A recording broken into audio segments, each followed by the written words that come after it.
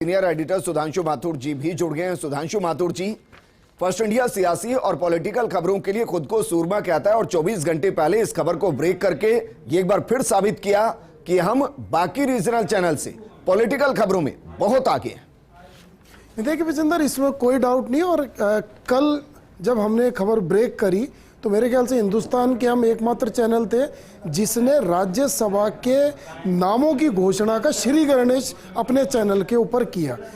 नाम था घनश्याम तिवाड़ी का। जैसे ही खबर ब्रेक हुई तो पूरे देश के अंदर एक हलचल हुई कि आखिर अभी तक तो कहीं पर नामों को अंतिम रूप भी नहीं दिया गया। लेकिन इसी बीच में फर्स्ट इंडिया ने घनश्याम तिवाड़ी का नाम जैसे ही अपने दर्शकों के बीच में दिया तो उसके बाद लगातार जो फ़ोन की घंटियां थी हम सब की घनघना रही थी और हर आदमी पूछ रहा था कि आपके पास ये खबर कहाँ से आई, आपके पास सोर्स कौन सा है। हमारा एक ही जवाब था कि हमारा जो सोर्स है वो ऑथेंटिक है और अगर हमारे दिल्ली ब्यूरो की हमारी एडिटर ने हमें खबर दी है तो वो पूरी तरह से पुख्ता खबर है। हो सकता है कि घोषणा जो है वो देर से हो। खुद घनश्याम तिवाड़ी जी से मेरी बातचीत हुई, उन्होंने कहा यार ऐसा तो नहीं है कि जो है तुमने नाम मेरा डिक्लेयर कर दिया और बाद में कोई दिक्कत हो जाए। तो हमारा इतना सा कहना था कि ऑथेंटिक जानकारी है घनश्याम जी और आपको ही टिकट मिलेगा चूँकि आपका नाम फाइनल हुआ है। और आज हमारी एडिटर अदिति की जो खबर के ऊपर मोहर लगी और आज पूरा देश देख रहा है कि जो हमारी विश्वसनीयता है विजेंदर वो अभी भी बरकरार है। और फर्स्ट इंडिया खबरों के मामले में अपने दर्शकों को सबसे पहले खबर देने के मामले के अंदर फर्स्ट है और फर्स्ट रहेगा। और अभी आने वाला समय चुनावों का है तो हमारे दर्शकों को एक बार फिर जो है इस चीज़ का इंतजार करना चाहिए कि फर्स्ट इंडिया जो है लगातार चाहे 2023 का चुनाव हो चाहे आने वाला 2024 का चुनाव हो, उनको सबसे पहले इसी चैनल के ऊपर सबसे पहले खबर मिलेगी जिस खबर का वो हर पहर इंतजार करते हैं। तो हम पहर से पहले यानी कि समय से पहले उनको खबर देंगे जैसे कि हमने राज्यसभा चुनाव के अंदर दी। जी अब सर पॉलिटिकली सवाल करते हैं क्योंकि एक नजरिया है घनश्याम तिवाड़ी के समर्थकों को लेकर, दीनदयाल वाहिनी को लेकर, जो ये सोच रहे थे कि शायद उनकी पॉलिटिक्स रसातल में चली गई है, अब वो राज्यसभा जाएंगे। किरोड़ी लाल मीणा को जिस तरीके से हमने एक्टिव देखा उसके बाद एक उम्मीद उन समर्थकों को लगेगी, उनके लिए जोश है। लेकिन दूसरी तरफ घनश्याम तिवाड़ी जिनकी वजह से पार्टी से नाराज होकर कांग्रेस में गए थे वो अभी भी सक्रिय हैं पार्टी में। तो आप इसे बीजेपी के तौर पर और घनश्याम तिवाड़ी के समर्थकों के तौर पर कैसे देखते हैं? देखिए, घनश्याम तिवाड़ी को जिस तरह से भारतीय जनता पार्टी ने अपना उम्मीदवार बनाया है विजेंदर, इसमें कहने में कोई शक नहीं है, कोई शंका या शुबा नहीं है कि दोनों का विकास होगा। घनश्याम तिवाड़ी का खुद का विकास होगा और भारतीय जनता पार्टी का विकास होगा। क्यों? क्योंकि पिछले कुछ समय से, जैसे कल भी हम जब इस खबर के ऊपर जिक्र कर रहे थे तब भी एक बात सामने आई थी कि उत्तर प्रदेश के अंदर बार बार ये माहौल बनाया गया था कि ब्राह्मण जो है भारतीय जनता पार्टी से दूर होते जा रहे हैं। चूँकि राजस्थान और उत्तर प्रदेश दोनों जो है वो जिनकी सीमाएं मिली हुई हैं, कल्चर लगभग मिलता है, बातचीत लगातार होती है, राजनीति भी लगभग एक सी जो है वो नज़र आती है। तो अगर उत्तर प्रदेश के अंदर जिस तरह से सोशल इंजीनियरिंग करके ब्राह्मणों को साधा गया, चूंकि एक साल बाद राजस्थान में चुनाव होने, तो जो जातिगत जो समीकरणों को साधने या जातिगत जो समीकरण है उनको जो अब तक बिखरे हुए थे भारतीय जनता पार्टी के दृष्टिकोण से, उसको समेटने की दिशा में जो ये कवायद है उसमें मुझे लगता है कि आने वाले समय के अंदर भारतीय जनता पार्टी को जो है कहीं ना कहीं इसका लाभ जरूर मिलेगा। क्यों? क्योंकि देखिए कि घनश्याम तिवाड़ी एक वरिष्ठ नेता है, एक कद्दावर नेता है जो ना सिर्फ संगठन से जो है वो जुड़े हुए रहे, संघ से जुड़े हुए रहे और उन्होंने जो है भैरू सिंह शेखावत जैसे कद्दावर नेता के सानिध्य में काम किया। तो लगभग एक परिपक्व मानसिकता वाले जो है वो नेता है, उसका लाभ ना सिर्फ राज्यसभा में बल्कि अब आने वाले समय में जो राजस्थान की राजनीति होगी, जो भारतीय जनता पार्टी के दृष्टिकोण से जो राजनीति होगी उसके अंदर भी लाभ मिलेगा। इसमें कोई शक नहीं है कि घनश्याम तिवाड़ी एक अनुभवी नेता है और वो बेसिकली उनको ग्रास रूट लेवल का नेता कहा जाता था, यानी कि जमीन से जुड़े हुए नेता। वो देखिए चौमू से भी चुनाव लड़े, वहां से जीते, वो सांगानेर से चुनाव लड़े, वहां से जीते। हालांकि जीत और हार लगातार चलती है, लेकिन जब संगठन के अंदर और सरकार के अंदर जब थोड़ी सी तलकियां हुई तो उनका वसुंधरा राजे जी से जो है वैचारिक मतभेद हुआ। कारण ये हुआ कि उन्होंने भारतीय जनता पार्टी से अपना आप को दूर कर लिया, एक प्रयास किया कि कोई तीसरे मोर्चे का विकल्प वो खड़ा कर सके, हालांकि उसमें सफल नहीं हुए। लेकिन उन्होंने हमेशा ब्राह्मणों का जो एक पक्ष था उसको हमेशा अपने साथ जोड़ के रखा। लेकिन शायद वो जल्दी समझ भी गए सर कि कमल से दूर उनकी सियासत भी नहीं है और सक्रियता भी नहीं है, वापस वो कमल में लौट आए और अब राज्यसभा जा रहे हैं। लेकिन सवाल इन सब के बीच में यह भी बनता है कि बीजेपी ने कहा कि 2 उम्मीदवारों को उतारेंगे, एक उन्होंने लोकल को उतार दिया है, दूसरा जाहिर जहां फंस रही है चीजें वहां बाहर से कोई नहीं आएगा, किसी लोकल को ही वो मैदान में उतारेंगे। तो क्या इससे कांग्रेस पर यह प्रेशर क्रिएट होगा कि वो बाहर से ना रख के राजस्थान के ही नेताओं को राज्यसभा भेजे? देखिए विजेंदर, चूंकि भारतीय जनता पार्टी ने कांग्रेस से पहले राजस्थान में अपना कैंडिडेट डिक्लेयर कर दिया है, अब प्रेशर कांग्रेस पे आएगा। क्योंकि कांग्रेस जो जातिगत समीकरणों के तहत जो टिकट बंटवारे की बात सोच रही होगी, तो भारतीय जनता पार्टी ने ब्राह्मण देकर कांग्रेस को कहीं ना कहीं मजबूर जरूर किया है कि वो ब्राह्मण समुदाय को कैसे साधेगी। तो इसका ये माना जाना चाहिए कि कांग्रेस की जो रणनीति होगी, जो 3 सीटों पर कांग्रेस अपने उम्मीदवार उतारेगी, उसके अंदर अब उसको एक नए सिरे से विचार करना होगा। क्योंकि देखिए, घनश्याम तिवारी वही उम्मीदवार है जो अभी कुछ समय पहले कांग्रेस में थे, लेकिन कांग्रेस में हो सकता है कांग्रेस का कल्चर वो उनको सूट नहीं किया, इसलिए वो वापस जो है वो भारतीय जनता पार्टी के अंदर आए। हाँ, हालांकि पिछले कुछ समय से वो लगातार मौन साधे हुए थे, वो किसी भी तरह की कोई राजनीतिक प्रतिक्रिया नहीं दे रहे थे। लेकिन आपको ध्यान हो विजेंदर, पिछले 4-5 महीनों के अंदर जिस तरह से किरोड़ी लाल मीणा, जिस तरह से ओम प्रकाश जी माथुर, इस तरह के जो सीनियर लीडर उनसे लगातार संपर्क कर रहे थे, उसने कहीं ना कहीं इस चीज का स्पार्क जरूर दे दिया था कि घनश्याम तिवारी को, हम ये नहीं कहते कि हम उस समय ये सोच रहे थे कि घनश्याम तिवारी को राज्यसभा में भेजेंगे, लेकिन इतना जरूर माना जा रहा था कि भारतीय जनता पार्टी घनश्याम तिवारी पे डोरे जरूर डाल रही है और उनको उनके कद के अनुरूप जो है कोई ना कोई जिम्मेदारी दी जाएगी। अब इससे बड़ी कोई बेहतर जिम्मेदारी नहीं हो सकती है कि घनश्याम तिवारी को अब राज्यसभा के अंदर भेजा जा रहा है। अब वो 6 साल तक जो है वो भारतीय जनता पार्टी की सेवा करेंगे और राजस्थान का पक्ष जो उच्च सदन है उसके अंदर मजबूती से रखेंगे। लेकिन हाँ, हम बात करें, जैसे अभी मैंने पहले भी कहा कि घनश्याम तिवारी के टिकट ने कांग्रेस को अब अपनी रणनीति जो है वो जरूर बदलने पर जो है वो मजबूर किया होगा। क्योंकि कांग्रेस ने अभी तक अपने किसी भी उम्मीदवार को जो है उसका नाम घोषित नहीं किया है। हालांकि कांग्रेस लगातार दिल्ली के अंदर स्थानीय नेताओं को बुलाकर फीडबैक जरूर ले रही है। बहुत सारे नाम है जो नाम फर्स्ट इंडिया ने जो है पिछले कुछ दिनों के अंदर चलाए भी हैं, लेकिन कांग्रेस की अब लिस्ट जो आएगी वो ये तय करेगी कि क्या उसके अंदर कांग्रेस ब्राह्मण किसी जो उम्मीदवार है उसको अपनी लिस्ट के अंदर जगह देगा। जिस तरह से आपने कहा कि इसका लाभ कितना मिलेगा, तो मुझे लगता है कि आने वाले समय के अंदर जो है भारतीय जनता पार्टी को ब्राह्मणों के से जो जुड़ाव है उसमें कहीं ना कहीं लाभ जरूर मिलेगा। एक और सवाल सर, क्योंकि ये लिस्ट केंद्र की तरफ से आए, अरुण सिंह के सिग्नेचर हैं, तो मानकर चलें कि घनश्याम तिवारी वो पहले राज्यसभा के सदस्य हैं जिनके लिए बीजेपी के 71 में से पहले 41 वोट डालेंगे। बिल्कुल, देखिए, चूंकि अगर हम संख्या बल पर देखें तो भारतीय जनता पार्टी एक जीत उसकी सुनिश्चित है जी। तो चूंकि अब केंद्र से नाम आया है, भारतीय जनता पार्टी के केंद्रीय नेतृत्व ने घनश्याम तिवारी को अपना अधिकृत उम्मीदवार बनाया है, तो ये तय है कि जो पहली प्रायोरिटी होगी वो घनश्याम तिवारी के लिए जाएगी।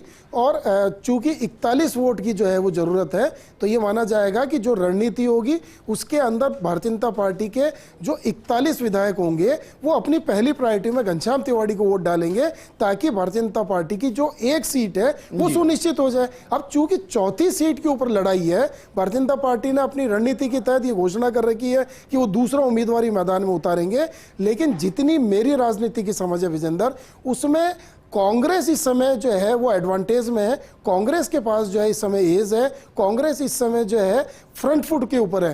तो चूंकि हो सकता है कि भारतीय जनता पार्टी की रणनीति हो कांग्रेस को विचलित करने के लिए, हाँ ये भी तय है कि वो अभी जो नंबर्स हैं वो कांग्रेस से ज्यादा जो है भारतीय जनता पार्टी पे दिख रहे हैं। लेकिन जिस तरह से कांग्रेस, अगर निर्दलियों को हटा दिया जाए, निर्दलियों को अलग देखा जाए, बीटीपी को अलग देखा जाए, आरएलपी को अलग देखा जाए, तो नहीं, देखिए, ये अशोक गहलोत जो है उनकी सोशल इंजीनियरिंग वाकई काबिल तारीफ है। और अशोक गहलोत के नेतृत्व में ही है भारतीय जनता पार्टी राज्यसभा का सॉरी जो कांग्रेस है वो राज्यसभा का चुनाव लड़ने जा रही है।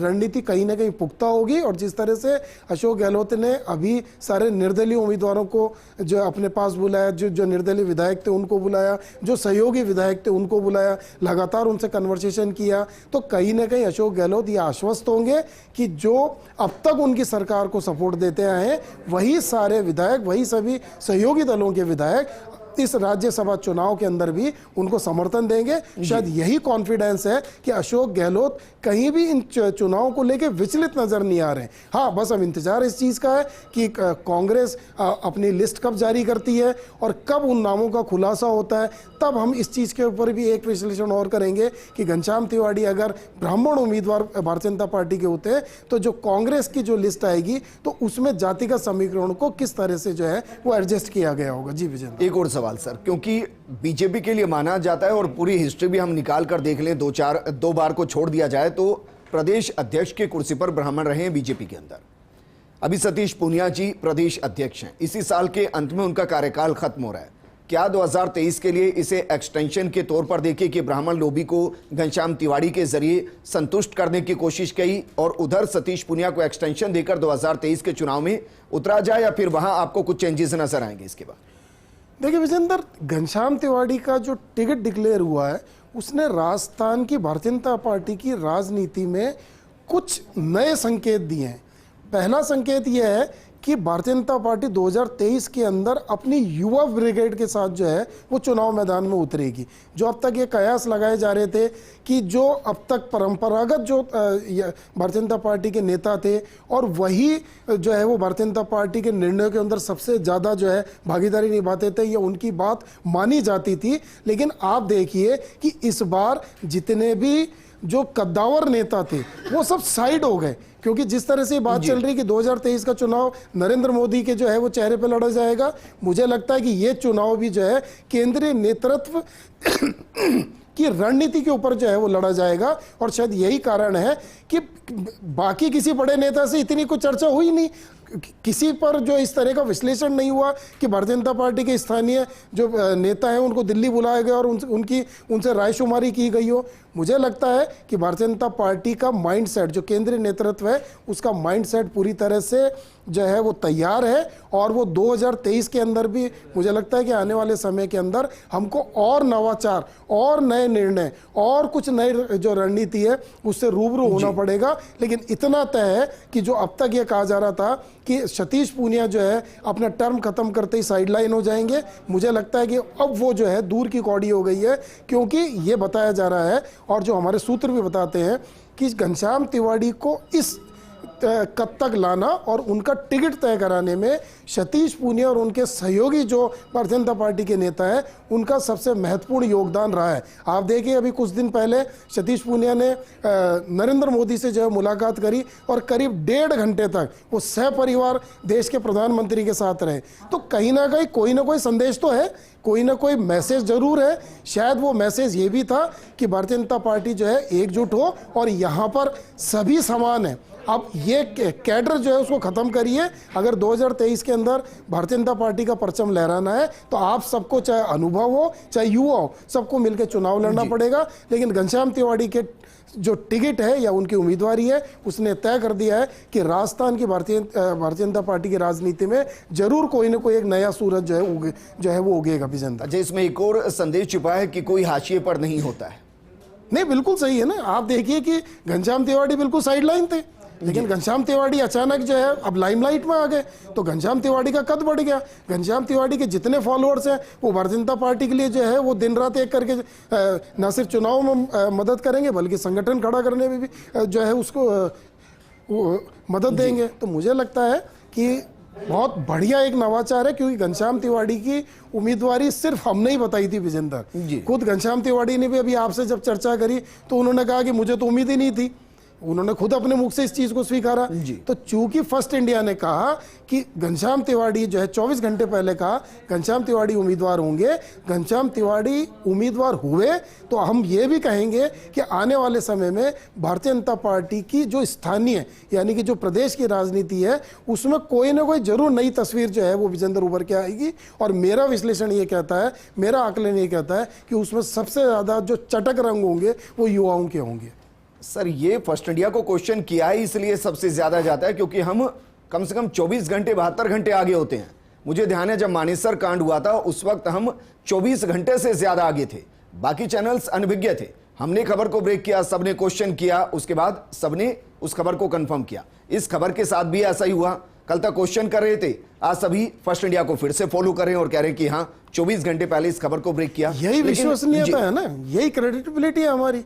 हम क्यों जाने जाते हैं, लोग हमें क्यों देखते हैं, क्यों हम सबसे लोकप्रिय चैनल है, वो इसलिए है कि जो जनता जानना चाहती है वो हम समय से बहुत पहले उनको दिखा देते हैं, ताकि और बाकी जब चैनल्स हैं या बाकी के और भी जो माध्यम हैं लगभग हमको फॉलो करते हैं। हम किसी का यहाँ नाम तो नहीं लेंगे, लेकिन हम इस चीज़ को बहुत बेहतर तरीके से जानते हैं और हमारे जो करोड़ों दर्शक हैं वो भी इस चीज़ को बेहतर तरीके से जानते हैं कि अगर आपको किसी चीज़ की ऑथेंटिसिटी चाहिए, किसी खबर की विश्वसनीयता चाहिए, तो भाई तुरंत जो है फर्स्ट इंडिया लगाइए। तो फर्स्ट इंडिया ने एक बार फिर ये साबित कर दिया है कि जो हम कहते हैं वही होता है और हम बिना किसी पुख्ता जानकारी के, बिना पुख्ता विश्लेषण के, बिना पुख्ता जो है सबूतों के हम कोई भी खबर ऐसी नहीं चलाते हैं कि जिससे हमारा दर्शक भ्रम में रहे। आप देखिए 24 घंटे पहले, 24 घंटे से भी ज़्यादा समय पहले हमने कहा कि भारतीय जनता पार्टी ने अपना उम्मीदवार घोषित कर दिया है,